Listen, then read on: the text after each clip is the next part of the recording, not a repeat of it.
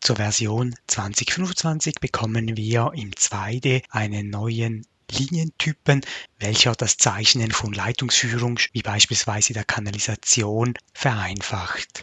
Ich finde diesen unter Hinzufügen, Linie, als Linie Rohrleitung. Diese Funktion steht seit längerem im User Standard den Tifa-Ingenieuren zur Verfügung. Wir haben diese neu in den User Holz mit aufgenommen. Ich wähle die Funktion aus und definiere meinen Linienzug. Ich wähle R minus 45 Grad, um den Winkel anzugeben. Nochmal R minus 45 Grad und erhalte dann gleich die Rohrachse plus die Materialisierung des Rohrs in einem Linienzug.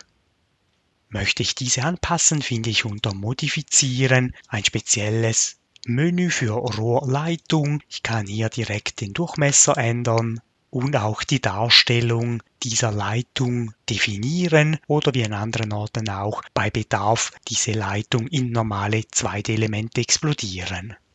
Die Darstellung kann ich in Modifizieren Grafikstift beeinflussen. In den Linieneinstellungen unter Linientyp finden wir die Definitionen für Rohrleitung und kann diese somit vordefinieren. Ebenfalls finde ich unter Hilfe Funktionstasten, wenn ich nach Rohr suche, das Hinzufügen einer solchen Leitung als Shortcut. Unter Aktivieren Linie nach Linientyp Rohrleitung kann ich nach Durchmesser aktivieren. Wenn ich nun die Neigung mitgeben möchte, aktiviere ich hier, definiere hier die Höhe. Wir haben dort einen Ausgang von 722,10 Meter.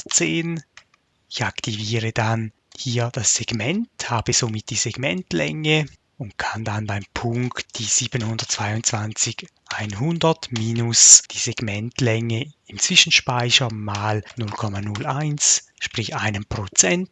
Ich nehme die neue Höhe gleich auch in den Zwischenspeicher und mache das für den nächsten Punkt nochmal. Segmentlänge ebenfalls in den Zwischenspeicher. Ich wähle hier mit Windows V zuerst die Höhe des letzten Punktes aus minus die Segmentlänge mal 0,01 und wiederhole das gleich nochmal für den letzten Punkt und kann so die Höhenlage bereits im 2D bestimmen.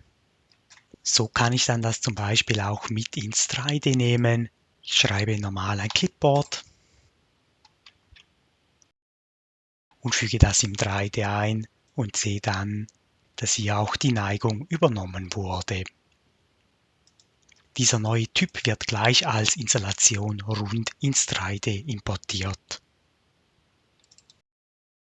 Ein weiterer Bereich, in welchem diese Linie unter Umständen helfen kann, ist für den Einsatz als Trennschichtlinie. Ich wähle hier kurz DRL aus, um die gedruckte Darstellung korrekt anzuzeigen. Mit dem bisherigen Linientyp unter Modifizieren Typ gestrichelt konnte ich zwar mit dem Faktor ein bisschen spielen und die Größe und Darstellung beeinflussen, dies aber nur in einem gewissen Rahmen. Ich hatte nicht die vollen Gestaltungsmöglichkeiten. Wir sehen unten den neuen Linientyp Rohr, welchen ich auch so einsetzen kann. Unter Modifizieren Rohrleitung kann ich mit dem Durchmesser die gesamte Dicke steuern, mit der Dicke-Achse die einzelnen schwarzen Bereiche und typgestrichelte Achse kann ich nun nebst den voreingestellten auch auf die Strichlierungsarten User 1 bis User 20 zugreifen und hier zum Beispiel einen größeren Abstand verwenden. Und kann somit in Detailzeichnungen die Trennschichten nach meinen genauen Vorstellungen darstellen.